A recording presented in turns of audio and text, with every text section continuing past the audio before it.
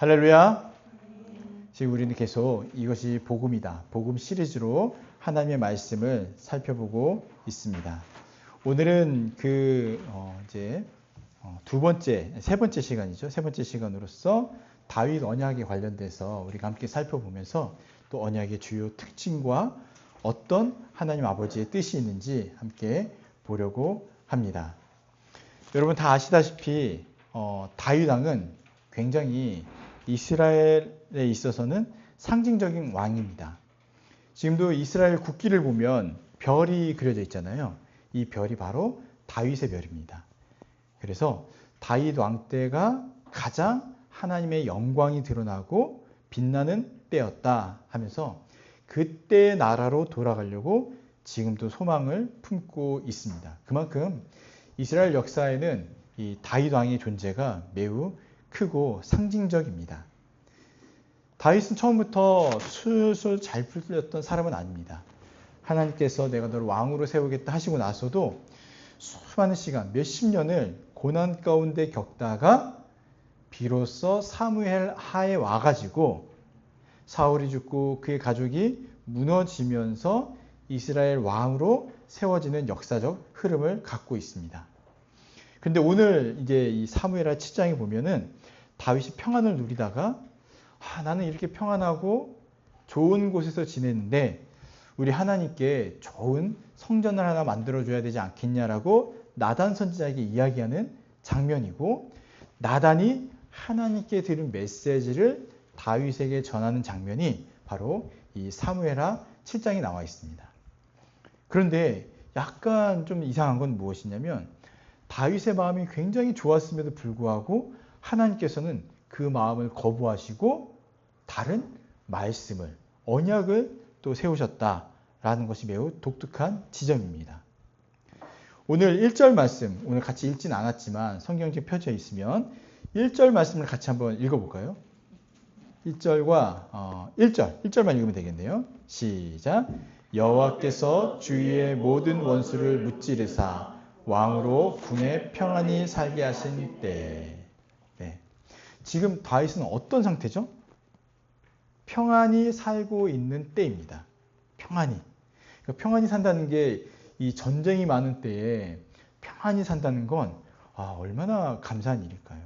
왕으로서는 백성들이 전쟁터에 나가서 죽지 않는 그런 일들을 보는 것이고, 또 자기 스스로도 안위를 지킬 수 있고 나라를 통치하고 다스릴 수 있는 아주 좋은 때인 것 같습니다. 이게 언제부터 이렇게 되냐면 사무엘하 4장부터 시작 보면은 다윗을 중심으로 통일이 이루어지기 시작합니다. 그리고 5장에 가면은 모든 지파들이 나와서 다윗 당신을 우리의 왕으로 세우겠습니다. 이렇게 이야기를 합니다. 그러면서 다윗이 예루살렘을 수도로 잡고 다윗 왕국을 이제 세워가기 시작하는 게 5장입니다. 6장에는 어떤 일이 나오냐면 언약궤, 법궤를 빼앗겼었잖아요. 그게 어디로 옵니까? 오벳 에돔의 집에 있었는데 이 법궤마저도 예루살렘으로 다시 가지고 오는 사건이 6장. 여기에서 큰 또 사건이 하나 일어났었죠. 그리고 다윗은 어떻습니까? 법궤가 들어오는 것을 보고 춤을 추다가 바지가 벗겨지는 그런 일들이 나타나게 됩니다. 그것은 이제 아내가 비웃지만 다윗이 얼마나 하나님의 임재와 하나님께서 다시 오시는 것을 기다리고 기뻐했는지가 잘 드러납니다. 그리고 나서 이제 7장에서 법궤도 다시 왔기 때문에 이 법궤가 잘 있을 수 있는 하나님의 성막이 아니라 이제는 어떤 걸 건축하고 싶은 거예요? 성전을 건축하고 싶어하는 마음이 매우 커진 상태라는 겁니다. 이게 바로 7장까지의 내용이고요. 8장에서는 하나님께서 전쟁하는 곳곳마다 승리를 허락하시는 내용이 나와요. 그래서 이제 이 언약에 맞춰서 다윗에게 다윗의 나라에 평안을 주신 내용들이 쭉 나옵니다. 그런데 1절에 보니까 바로 이런 때, 평안을 누리던 때에 나단 선지자에게 2절 보니까 어떻게 나와 있냐면요. 나는 백향목 궁에 살거늘 하나님의 궤는, 법궤는 여전히 휘장 가운데 있다. 이게 어떤 의미일까요? 나는 지금 백향목의 이 좋은 재질의 궁에서 잘 살고 있는데 하나님은 너무 누추하게 성막에 거하시는 게 마음이 좋지가 않은 거예요. 여러분 이런 마음 이해되시나요? 나는 좋은 곳에 사는데 내가 가장 아끼고 사랑하는 사람들은 누추한 곳에 있을 때 그런 마음. 사실 이것과 비교할 수 없을 정도겠죠. 다윗이 얼마나 기뻐하며 춤을 췄습니까? 그렇게 이런 마음을 이제 가진 거예요. 근데 여러분 백향목이 어떤 나무냐면 이스라엘에서 나는 나무가 아닙니다. 레바논에서 나는 나무예요. 그러니까 뭐죠? 수입품. 수입품에 아주 좋은 그 내구성을 갖고요. 향도 진해가지고 이 백향목으로 지금 보이시죠? 우리도 백향목과 같은 이 나무로 다 인테리어를 했을 때 그 향이 그 안에 가득하다는 거예요. 근데 그 향이 안 좋으면 어때요? 안 좋겠죠. 근데 향도 너무 좋고 내구성도 너무 뛰어나서 그 당시에는 최고급 재질이었던 거예요.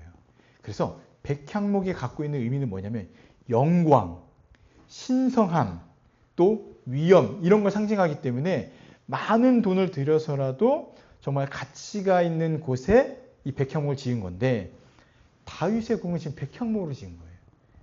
근데 주님이 계시는 하나님의 법궤가 있는 곳은 뭡니까? 그냥 휘장으로 되어 있어서 이런 생각을 한 겁니다. 그러니 다윗은 가장 고귀하고 영적으로 아주 이 뛰어난 집을 하나님께 바치고 싶은 마음으로 나단에게 이렇게 이야기한 거죠. 근데 여러분, 이제 우리도 이제 어렸을 때부터 교회는 하나님의 성전이기 때문에 어떤 걸로 채워야 돼요? 가장 좋은 것, 가장 귀한 것 이런 얘기를 많이 들었어요. 그래서 교회 물건을 이제 가져올 때는 헌납할 때는 헌물할 때는 어떻게 해요? 중고 안 된다. 중고 왜 중고를 가져오냐? 새거 이런 얘기 많이 들었잖아요. 새 제품으로 채워야 된다. 그래야 하나님께 영광이 되어진다. 이런 얘기를 들었는데 사실 이것은 맞지 않는 얘기입니다. 그것이 맞는 건 아니에요. 하나님께서 정말 당근 마켓 싫어하실까요? 당근에서 구한 거 싫어하시고 오로지 뭐 쿠팡이라든가 쿠팡도 요즘 중고물품 나오는데 새 제품만 기뻐하실까요? 그런 게 아니라는 거예요. 어쩌면 그냥 우리가 드리고자 하는 최고의 마음을 표현한 것이 그렇게 표현된 거지 이건 율법에 나와 있는 것도 아닙니다. 율법에 나와 있는 것도 아니에요. 반대로 또 생각을 해보세요. 뭐냐면 그래 하나님은 이렇게 백향목 이런 거 싫어하시니까 그냥 아무거나 드려도 돼. 또 이런 마음을 하나님이 기뻐하실까요? 그렇지도 않다라는 거예요. 그럼 뭐 어쩌라고요? 뭐가 제일 중요한 거냐면 중심. 없는 자에게 있어서는 무엇이든지 하나님께 드리고자 하는 그 마음이 가장 귀한 것이고 또 여유가 있고 있는 자에게는 가장 좋은 것으로 하나님의 영광의 자리를 채워주는 것도 필요하다. 그러니까 중요한 게 뭐예요? 하나님의 금은 보석, 백향목 이거 좋아하시는 분이 아니라 우리의 중심을 늘 살피고 계시고 그 중심이 어디 있는지가 중요하다 이 말씀을 드리는 겁니다. 그래서 3절에 한번 볼까요?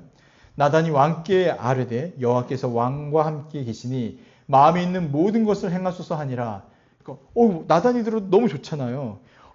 왕이요 당신이 하고 싶은 거 다 행하십시오 라고 이야기를 하고 시간이 지났는데 4절 그 밤에 여호와의 말씀이 나단에게 임한 거예요. 나단에게.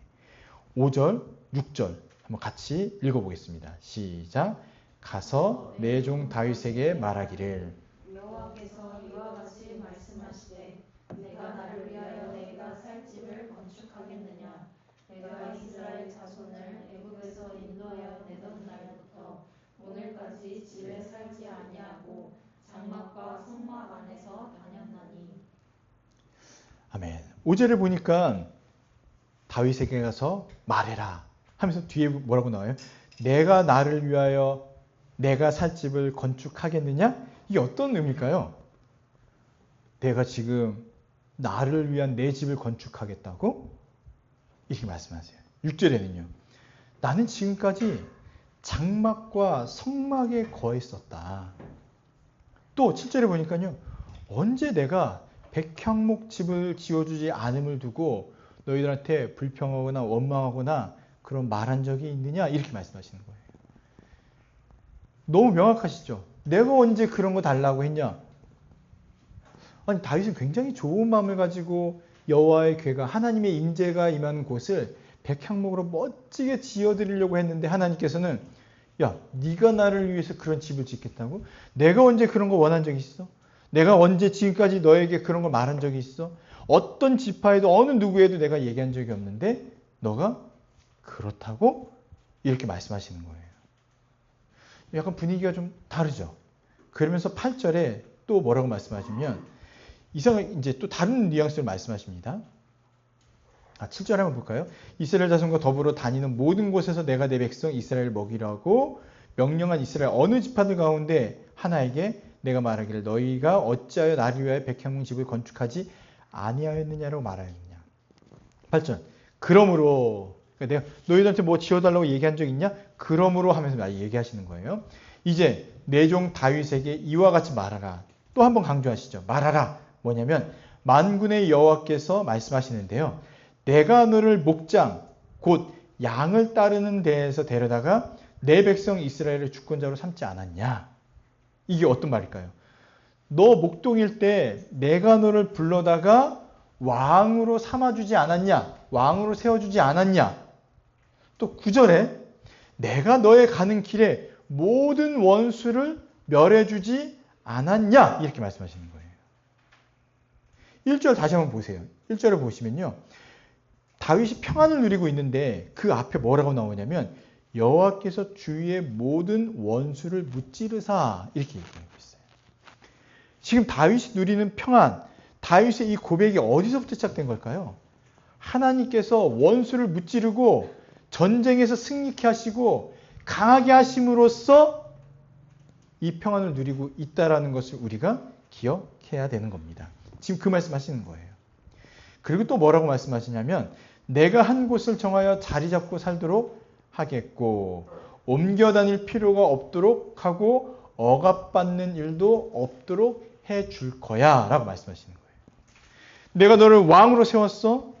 또 내가 너의 이름을 위대하게 만들었어. 그래서 내가 너를 자리 잡고 평안하게 살도록 할 것이고 옮겨 다닐 필요가 없고 억압받는 일도 없도록 해줄게. 근데 언제와 같이요? 언제와 좀 다르게? 사사 때와는 다르게. 사사 때는 어땠습니까? 사사 시대에는 평안하다가도 죄를 지면 적군이 쳐들어와서 고난을 받죠.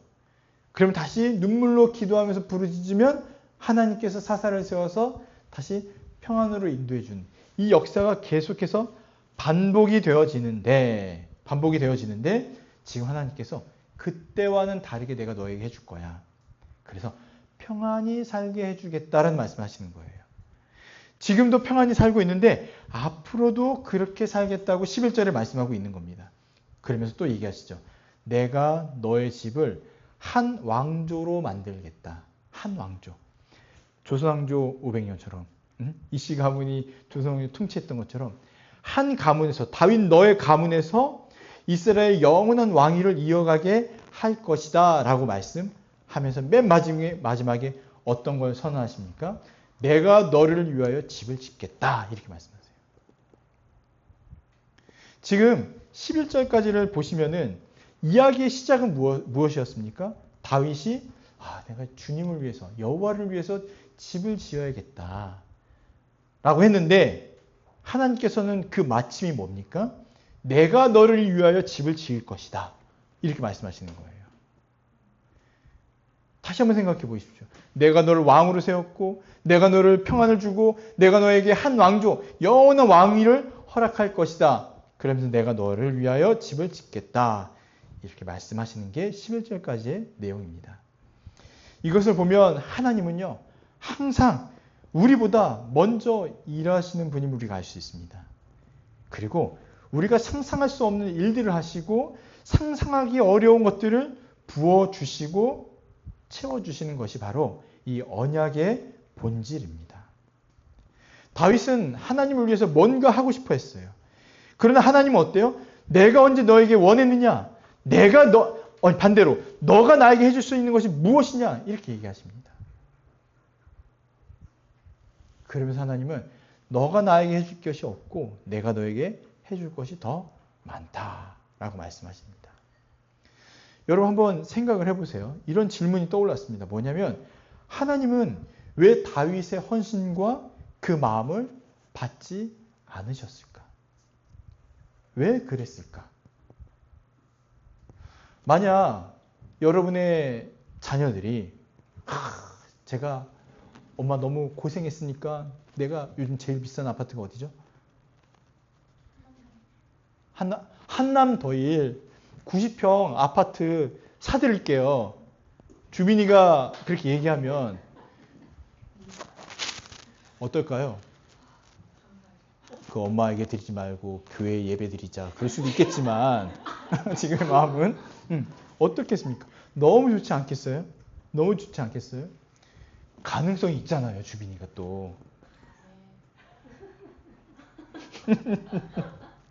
근데 만약에 강유가 그런다고 생각해 보세요. 아빠, 제가 우리나라에서 가장 비싼 아파트 사드릴게요. 그러면은 지금 제 마음이 어떨까요? 가능성이 있을까요?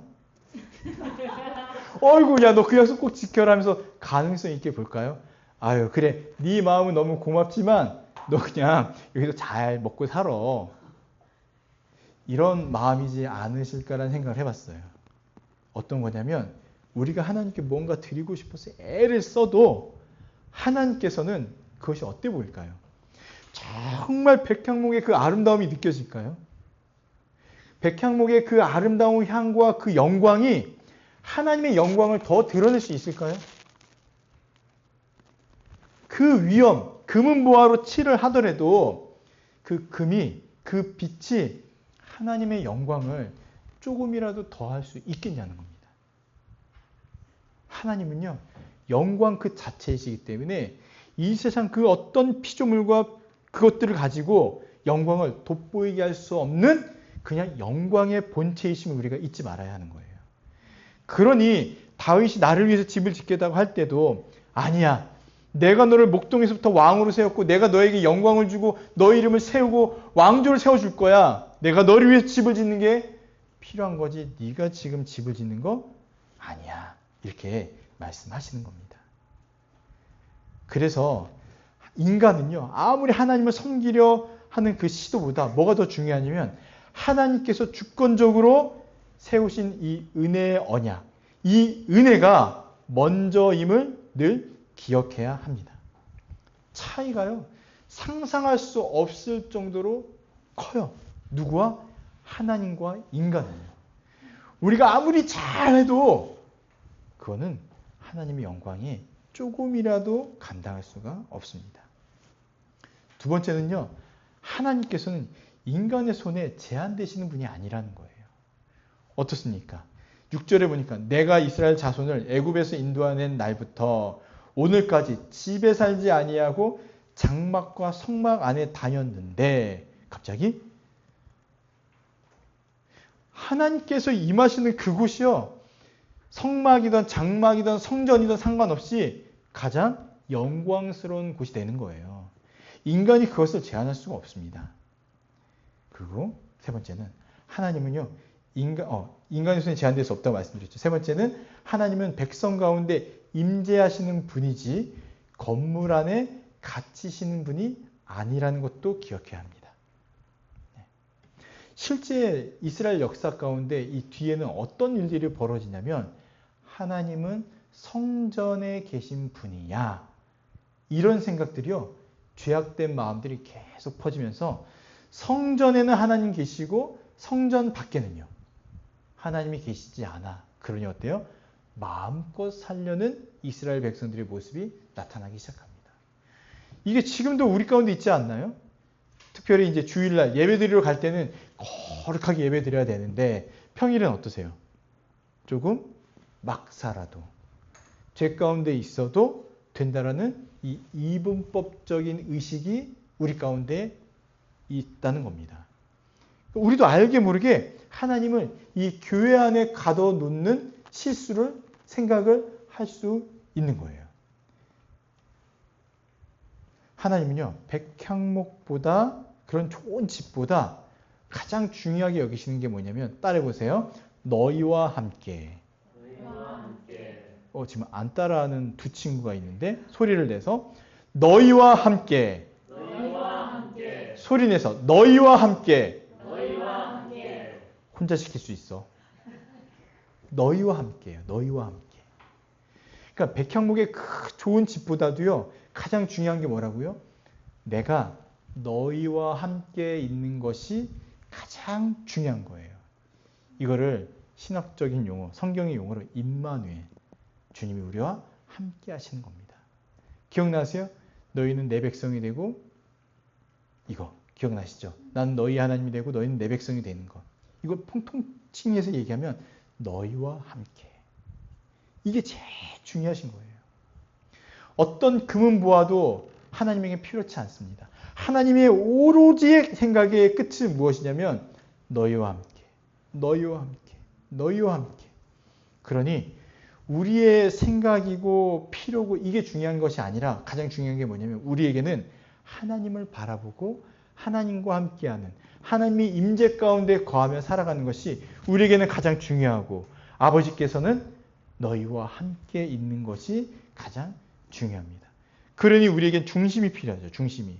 우리의 중심이 여호와만을 바라보는 것. 그리고 마지막은요.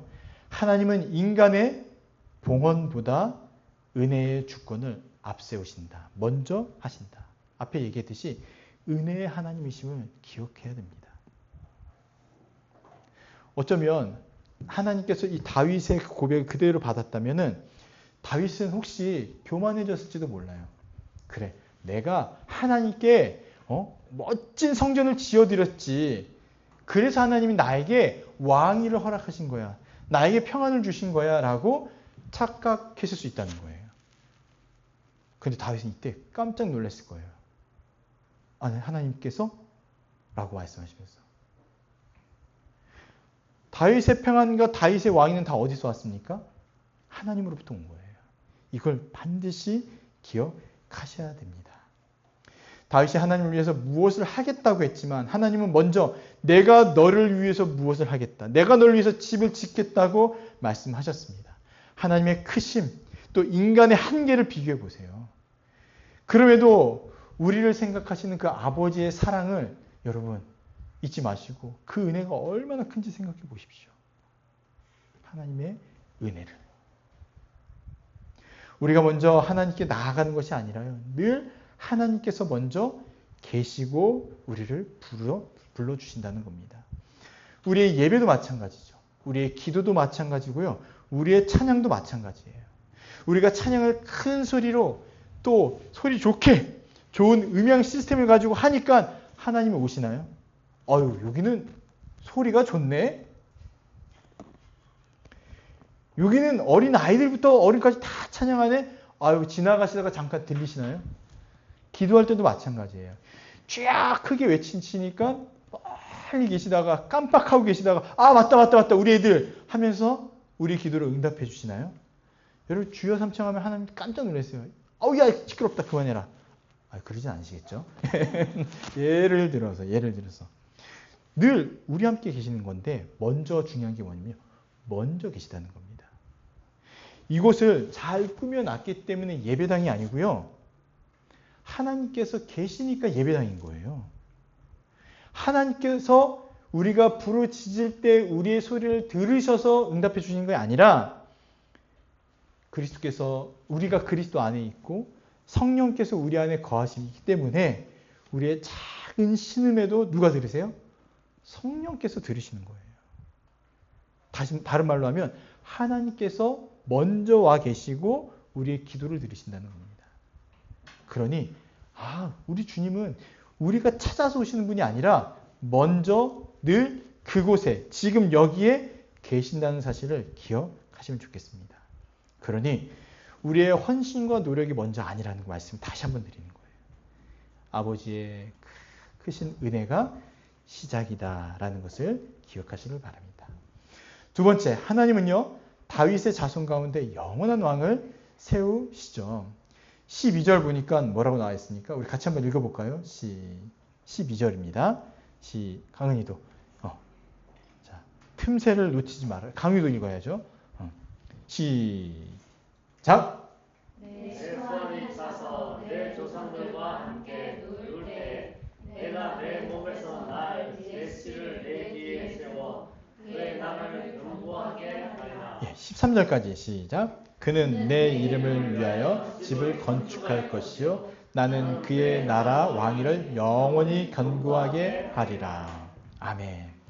11절 끝에는 내가 너의 집을 세울 것이다 이렇게 말씀하시고 나서 12절은 뭐라고 하세요? 그런데 너가 아니라 내 씨를 내 뒤에 세워. 그러니까 누구예요? 솔로몬을 세워서, 아들을 세워서 집을 내 이름을 위한 집을 건축하게 할 것이다. 그리고 나는 어떻게 해요? 그 나라의 왕위를 영원히 견고히 세울 것이다 라고 말씀하십니다. 또 16절에 가면요. 내 집과 내 나라가 내 앞에서 영원히 보존되고 내 왕위가 영원히 견고하리라 하셨다 하라. 계속 반복되는 표현이 뭐죠? 영원히, 견고히. 와, 하나님께서 한 가문의 왕을 영원한 나라의 왕으로 세울 것이다 이렇게 말씀하신 것은요. 엄청난 큰 축복 아닌가요? 그렇죠. 그래서 이거를 다윗 언약이라고 합니다. 내 씨를 통해서 영원한 나라를 세워갈 것이다. 그런데 실제 다윗의 아들 중에 솔로몬이 하나님의 성전을 짓습니까? 여러분 제가 한번 문제를 내볼게요. 솔로몬은 몇 번째 왕이었을까요? 1번 첫째, 2번 둘째, 3번 셋째, 4번 넷째, 5번 그 밑으로 몇 번째 왕일까요? 어떻게 알았지? 둘째. 그 기록에 보면 10번째 아들이라고 그래요. 여러분 왕위가 승계될 때 보통 몇 번째 아들에게 갑니까? 기본적으로는 첫 번째 왕에게 가죠. 그런데 이 솔로몬의 어머니가 누군지 아세요? 누군지 아세요? 네, 밧세바예요. 그래서 미갈도 있고 여러 부인이 있고 나중에 들어온 이 밧세바에게 난 아들이라서 순위가 10번째라고 합니다. 그러니까 이 왕위가 계승되는 게 사실 어때요? 쉽지 않은 상황이에요. 그런데 솔로몬이 이 왕위를 계승할 뿐만 아니라 하나님을 위한 성전도 건축하죠. 물론 자기 집을 더 크게 지었어요. 성전도 건축해요. 그리고 또 솔로몬이 어떤 왕을 우리는 기억하고 있습니까? 지혜를 구한 왕이잖아요. 하나님께 예배드리고 하나님 중심으로 있었던 왕이었기 때문에 하나님께서 솔로몬으로 왕위를 세워갔을 거다 이렇게 평가하고 있습니다. 근데 솔로몬이 즉위하고 이제 4년 후에 기원전 약 966년경에 이제 7년 동안 성전을 지어요. 근데 아까 백향목 기억나시죠? 백향목을 가지고 금으로 바르고 해서 아주 멋지게 성전을 짓습니다. 어디다가요? 예루살렘 모리아산에다가. 모리아산은 어떤 산이었어요? 어떤 산이었습니까? 큰 살인사건이 일어날 뻔한 산이었어요. 누가요? 믿음의 조사 첫 번째 언약 당사자였던 아브라함이 이삭을 제물로 바치려 했던 그 산이었습니다. 그곳에 이렇게 성전을 세우는 거예요. 굉장히 의미가 있죠. 그곳에서 우리는 예수 그리스도의 모습을 봤었잖아요. 크기는 성막에 비해서 약 2배의 크기로 지었고 레바논의 백향목 나무, 금, 은, 청동, 석재 등 최고급 재료만을 사용해서 그것을 지었습니다. 그리고 나서 이 솔로몬이 이렇게 고백해요. 열왕기상 8장 27절에 하나님이 참으로 땅에 거하시리이까 하늘과 하늘들의 하늘이라도 주를 용납하지 못하겠거든 하물며 내가 건축한 이 성전이오리까. 얼마나 멋지고 겸손한 표현입니까? 하늘보다 더 뛰어난 하나님께서 이렇게 멋지게 지었다고 해서 거하실 하나님이 아니심을 아는데 어떤 마음이에요? 주님 임재하여 주시옵소서. 이런 내용입니다. 우리도 마찬가지죠. 우리가 이렇게 인테리어를 했지만 하나님 잘 꾸며놨으니까 오십시오가 아니라 기도하는 거예요. 주님 이곳이 주님의 임재의 장소. 주님의 영광이 드러나는 장소가 되기를 우리 기도하고 이곳에서 예배드리고 또 말씀을 나누고 성도의 교제를 하면서 지내는 겁니다. 바라는 거예요. 바라는 거. 네. 성전은 하나님을 가두는 장소가 아니라고 말씀드렸죠. 하나님의 백성과 교제하시는 상징적 공간입니다. 그래서 너희와 함께 이것을 꼭 기억하셔야 됩니다. 그래서 이렇게 평가합니다. 신학자들은 솔로몬이 아무리 멋지고 아름다운 성전을 지었지만 그것은 무엇에 불과해요? 따라해보세요. 모델하우스. 모델하우스예요. 모델하우스. 예. 아니, 모델하우스보다도 약한 것 같은데요. 예. 그리스도의 예표. 그러니까 나중에 그리스도가 지으실 성전의 그냥 모양, 예고편 정도 되는 거예요. 모델하우스는 보통 똑같이 나오잖아요. 그래서 모델하우스 취소하겠습니다. 그냥 하나의 예고편 정도. 예. 실제 그리스도가 이루신 그 새 성전은 집은 금은보화로 감당할 수 없어요. 백향목도 감당할 수 없어요. 요즘 어떤 나무가 제일 좋나요? 삼나무? 밤나무? 지금 표정이 안 좋은 거 보니까 제가 다 헛다리를 짚고 있다는 생각이 들었어요. 하여튼 외국에서 가져온 나무 그 어떤 것보다 그 어떤 걸로도 감당할 수가 없습니다. 네, 이걸 기억해야 돼요. 그래서 하나님이 세우시는 집은요, 결론적으로 말씀을 드리면 구원의 집이라고 할 수 있습니다. 또 다른 표현은 생명의 집인 거죠. 다윗이 생각했던 성전과 하나님이 지으시려고 했던 집은요, 완전히 달라요. 인간은 하나님이 거하실 집을 세우려고 한 거잖아요. 하나님이 임재할 장소, 그 집을 세우려고 했는데 하나님의 생각은 하나님이 임재하는 그 집은 결국 누구의 집이 되는 거예요? 우리가 거할 집. 우리가 와서 그 안에서 성막과 성전에서 어떤 것을 얻게 돼요? 죄인들이 와가지고요, 그 죄가 사해지면서 다시 생명을 얻는 집인 거예요. 결국은 하나님이 그곳에서 머물면서 쉬시고 영광을 누리시려고 세운 집이 아니라 우리에게 하나님이 너희와 함께 있고 너희가 내 앞에 나올 때 죽은 영혼들이 다시 살아나는 집, 바로 구원의 집을 세우시려고 했던 겁니다. 그래서 다윗에게 약속하신 거예요. 내가 친히 너희 집을 세우겠다. 이 친히 세우는 집은요, 다윗의 왕조이기도 하지만 여러분 생각해 보세요. 다윗의 왕조에서 누가 나오죠? 예수 그리스도가 나오잖아요. 그래서 결국은 다윗의 왕이 이름만 높이는 것이 아니라 그 끝에 예수 그리스도를 왕으로 세워서 영원한 왕으로 세워서 그가 통치하는 나라에 그가 세운 집에 그의 백성들이 생명을 누리고 영원한 안식을 취할 수 있도록 하시겠다는 겁니다. 그래서 솔로몬의 성전은요, 완성형이 아니라 모형이고 그 이후에 세워진 모든 것들도 모형이고 예수 그리스도께서 어떻게 말씀하셨어요? 내가 3일 만에 이 집을 헐리라. 그리고 어떻게 해요? 다시 세울 것이다. 이렇게 말씀하신 거예요. 그래서 모든 성전은 예표, 누구를 예표하죠? 그리스도를 예표하는 겁니다. 예수 그리스도께서는요, 물리적인 집을 세우시는 게 아니에요. 어떤 집이죠? 영적이고 유기체적인 완성된 집을 세우시는 겁니다. 그래서 여러분 기억하세요. 성령이 거하시는 이 사람, 성령이 임재하는 사람, 구약에는 어디에 임재했습니까? 성전, 성막 이런 곳에 임재했는데 하나님께서 이제 어떻게 하세요? 우리 각 사람의 마음에, 영혼에 성령께서 임재하셔서 그것이 뭐가 돼요?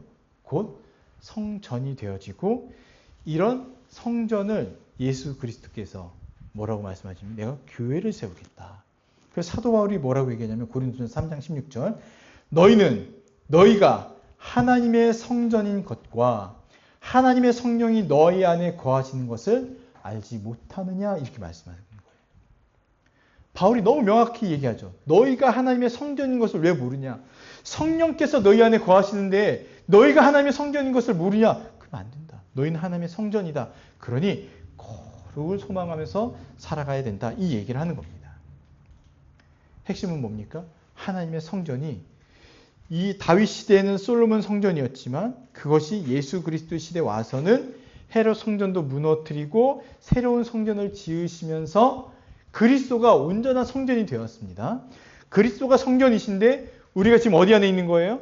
예수 그리스도 안에 있기 때문에 사도 바울은 너희도 이제 성전이다 라고 말씀하고 있는 겁니다. 그러니 우리가 할렐루야 성전입니다. 우리가 성전인 거예요. 그러니 하나님의 소망이 이루어졌죠. 어떤 거요? 너희와 함께하고자 하는 그 아버지의 마음. 그래서 우리가 낮이나 밤이나 어디를 걸어 다니거나 늘 누가 동행하신다고 고백해요? 어느 곳에 가든지 나와 함께 하시는 우리 주 예수 그리스도와 삼위 하나님을 고백하는 겁니다. 네, 이것을 믿으셔야 돼요. 이건 어떤 복음적인 또 다른 의미가 있냐면 다윗의 후손이신 예수 그리스도가 죄와 사망을 이기시면서 이제는 속죄의 왕이 되시고요. 십자가의 왕이 되신 것도 우리가 생각해 봐야 됩니다. 그분이 쓰신 머리의 관은 어떤 관입니까? 금관이 아니라 어떤 거예요? 가시 면류관을 쓰셨죠. 우리가 보통 이제 교황을 얘기를 많이 하잖아요. 이런 얘기할 때 교황의 머리에 쓰여 있는 그 금 맞나요? 보석? 이게 굉장히 비싸다고 하던데. 그렇죠? 500만 원 넘겠죠? 농담이었는데 지금 우리가 굉장히 심각한. 예수님이 쓰신 관은 그렇지 않다는 겁니다. 그렇지 않다는 거예요. 그리고 주님이 거하신 곳은 어떤 곳입니까? 높은 보좌가 아니라 어디 앉으셨어요? 십자가에 앉아 계셨어요. 그곳에서 하신 일은 무엇이죠? 영광을 누리신 것이 아니라 우리의 모든 죄값을 뒤집어 쓰시고 가장 비참하면서 가장 극심한 고난에 처하셔서 죽으셨다는 겁니다. 그래서 우리가 대속제물 되시고 우리의 속량이 되셨고 피 흘림을 통해서 누가 그 은혜의 혜택을 입게 되었습니까? 하나님 나라에 거할 우리들, 백성들이 그 혜택을 다 누리게 된 거예요. 그래서 이제 우리의 영원한 왕은 누구죠? 다윗 왕이 아니라 다윗 왕의 계보에서 나온 예수 그리스도를 바라봐야 됩니다. 그리고 그가 세우신 나라는 어떤 나라예요? 하나님의 영광이 충만히 임한 영원하고 견고한 하나님의 나라를 세우셨습니다. 그곳의 왕이 되신 거예요. 그곳의 왕이.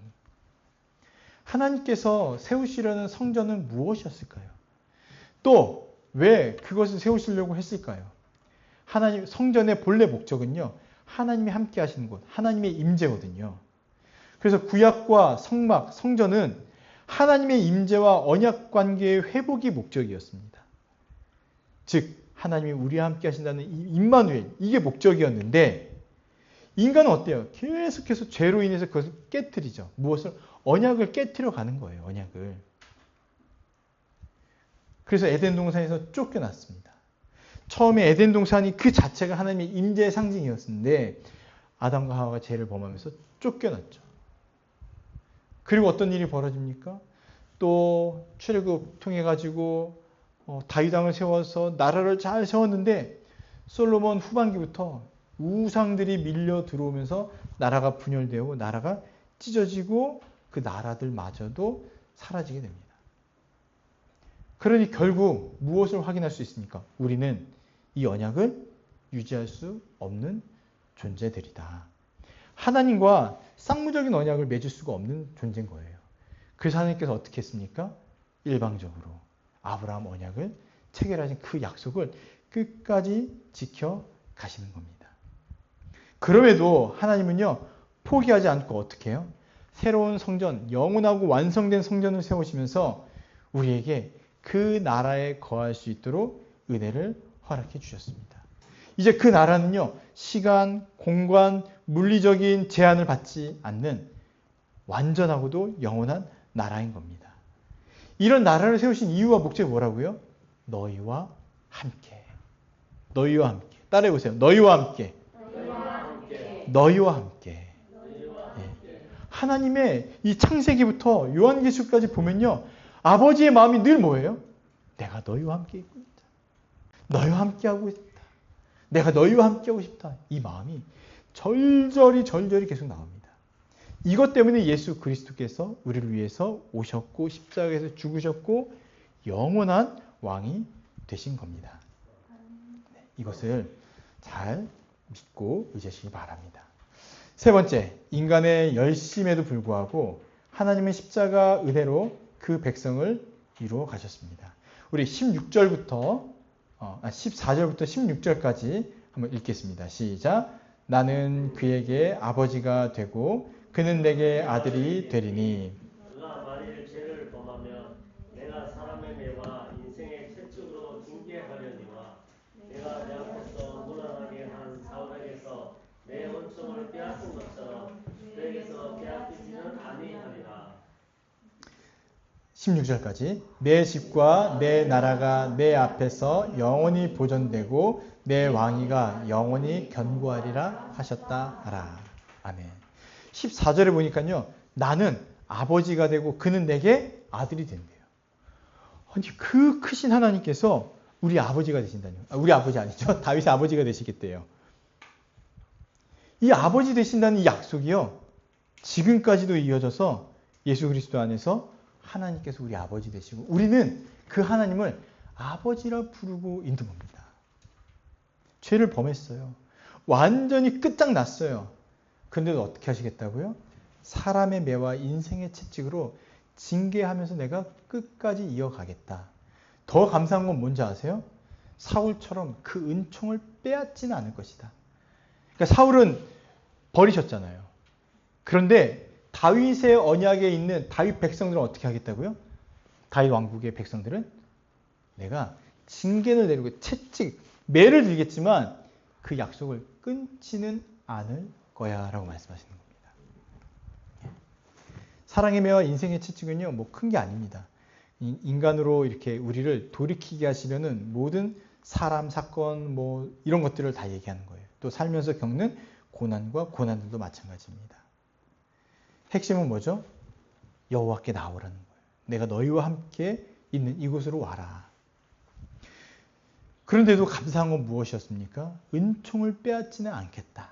은총을 빼앗지는 않겠다. 그러니 16절이 이어지죠. 집과 나라가 여호와 앞에서 영원히 보존될 것이다. 왕위가 영원히 견고할 것이다. 보존은 어떤 의미가 있냐면요. 시간적인 지속성을 얘기합니다. 그래서 다윗의 가문, 그 혈통이 계속 이어질 것을 얘기하고요. 견고하다는 것은 어떤 거냐면 안정성을 얘기해요. 질적으로 안정하는 것. 다윗의 왕위가 확실히 세워질 것이다. 이런 걸 얘기합니다. 보존은요. 보존은 말씀드렸죠. 그래서 이것이 나중에 보존은 그리스도의 오심으로 이어지고요. 견고는 그리스도의 통치로 말미암아 어떻게 해요? 질적인 안전성, 또 그게 완전함으로 드러나게 됩니다. 실제 이제 이후에 보시면 인생의 채찍 수없이 등장하게 됩니다. 8장에 보면요. 다윗이 모든 전쟁에 승리한다고 그랬죠. 얼마나 이제 잘 나갑니까? 뭐만 해도 다 이기는 거예요. 블레셋, 아말렉 끝장나요. 그냥 쳐들어오면 이쑤시개 가지고 나가도 이기는 거예요. 놀랍지 않습니까? 지금 저만 놀라워하고 있는 상황인데 놀랍지 않습니까? 그렇죠? 그리고 나서는 무비보셋을 불러서 또 은혜를 베풀기도 하고 하나님께서 이 다윗을요 대외적으로 굉장히 높입니다. 굉장히 높이는 사건이 10장에 나옵니다. 그런데 이런 평안과 승리가 있는 바로 그때 11장에서 어떤 사건이 벌어지냐면 밧세바를 범하고 우리아를 죽이는 일이 나타납니다. 그래서 평안할 때 우리가 죄를 보통 많이 짓는 것 같아요. 평안할 때 주의해야 됩니다. 평안할 때. 근데 하나님께서 말씀하셨죠. 끊지 않겠다고. 그래서 어떻게 해요? 밧세바를 범하고 우리아를 죽인 이 다윗을 끊지 않고 징계를 하시는 거예요. 어떤 징계가 벌어집니까? 아들이 죽죠. 그 밧세바를 통해 나왔던 첫째 아들이 죽게 되고 또 여러 고난들을 하나님께서 말씀하십니다. 그런데 그래도 끊지 않겠다는 것이 가장 큰 핵심이에요. 끊지 않겠다. 그래서 예수님께서 바로 이 끊어지지 않은 남은 한 가지. 이사야서 11장 1절에 어떻게 나와 있냐면 이새 줄기에서 한 싹이 나며 그 뿌리에서 한 가지가 나서 결실할 것이요. 이렇게 나와 있거든요. 그러니까 이새, 다윗의 아버지 이새의 뿌리에서, 줄기에서 한 싹이 나고 그 뿌리에서 한 가지가 나서 결실할 것인데 이게 누구예요? 바로 언약의 씨로 오신 예수 그리스도를 얘기하는 겁니다. 또 이사야의 예언이 있습니다. 남은 자가 돌아오게 될 것이다. 이게 이사야 10장에 나와 있는데요. 그날에 이스라엘의 남은 자와 야곱의 족속에 피난한 자들이 다시는 자기를 친 자를 의지하지 아니하고 이스라엘의 거룩하신 이 여호와를 진실하게 의지하리니 남은 자, 곧 야곱의 남은 자가 능하신 하나님께로 돌아올 것이라. 나라가 완전히 사라지고 포로로 잡혀갔더라도요. 하나님께서는 어떻게 하신다고요? 그 씨를 남겨두신다고 하셨잖아요. 남겨두신다. 여러분 이스라엘 백성들이 가장 힘들었던 때가 언제냐면 지들이 잘못하고 지들이 잘못해가지고 나라를 잃어버리고 완전 패망했는데도 하나님은 왜 언약을 안 지키셔? 하나님 약속하셨는데 왜 언약을 안 지키셔? 이런 생각을 했다는 거예요. 그러면서 우리가 잘못한 게 뭐지? 우리가 잘못한 게 뭐지? 하면서 돌이키면서 다시 쓴 책이 역대상하. 우리 역사를 다시 기록해야 되겠다. 그리고 하나님께 돌아가자 하면서 그때부터 이제 율법 운동이 다시 벌어지기 시작하고 성막 중심에서부터 이제 뭘로 가요?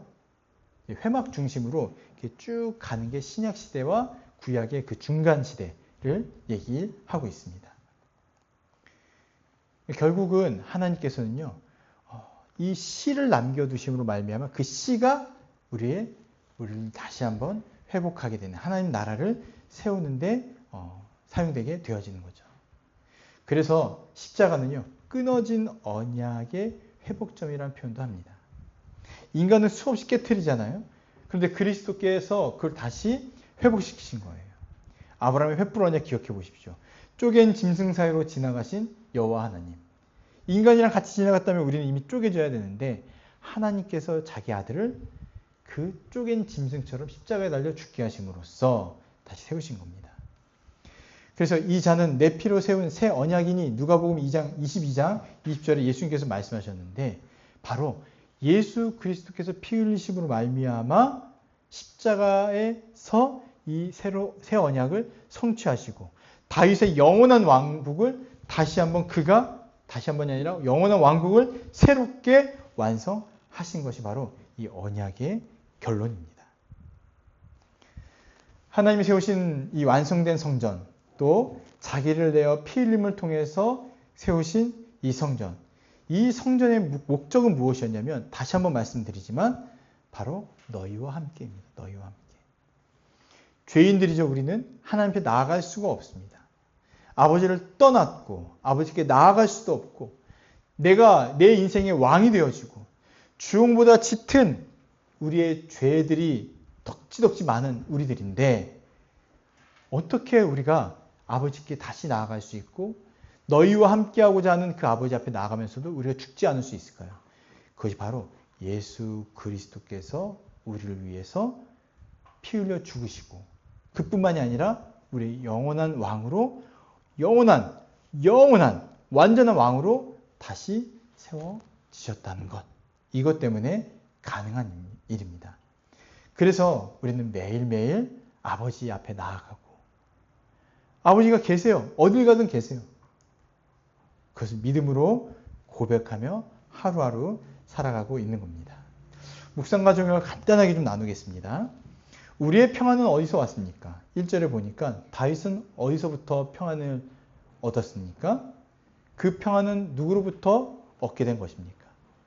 지금 여러분은 평안하십니까? 아니면 전쟁의 소용돌이에 휘말려 있습니까? 우리는 늘 평안 가운데 있다는 것을 믿으시길 바라고 그 평안은 예수 그리스도로 말미암아 왔다라는 것을 기억하시기 바랍니다. 두 번째는 기억하시길 바랍니다. 뭐냐면 하나님께서 항상 먼저 계시고 먼저 움직이시고 먼저 우리를 맞아 주신다는 겁니다. 그렇기 때문에 백향목 같은 좋은 집이 아니라 우리의 중심을 하나님께 향하고 아버지께 내어 드려야 하겠죠. 지금 나는 누구를 바라보고 내 얼굴과 내 눈은, 내 몸은 누구를 향하고 있는가 한번 우리 자신을 돌아보면 좋겠습니다. 하나님의 성전의 목적은 무엇이었다고요? 너희와 함께. 너희와 함께. 그런데 우리의 몸은 주님과 함께가 아니라 다른 것과 함께 있겠다고 하면 우리는 이 안에서 평안을 누릴 수가 없겠죠. 세 번째입니다. 실패했더라도 또 방황했더라도 연약하더라도 자존감이 낮고 힘들고 어려워도 매일 똑같은 기도만 하더라도 별로 달라진 것 없어 보일지라도 너희와 함께하길 원하시는 우리 주님 앞에 나아가고 또 그리스도께서 나를 주님의 성전으로 만들어 주신 것까지도 우리가 믿음으로 고백하면서 주님의 그 음성, 내가 너희와 함께하고자 한다. 내가 너희와 함께하고자 한다. 이 음성을 듣고 주님께 다시 한번 나아가시길 바랍니다. 매일매일 주님께 나아가시면 좋겠습니다. 아멘.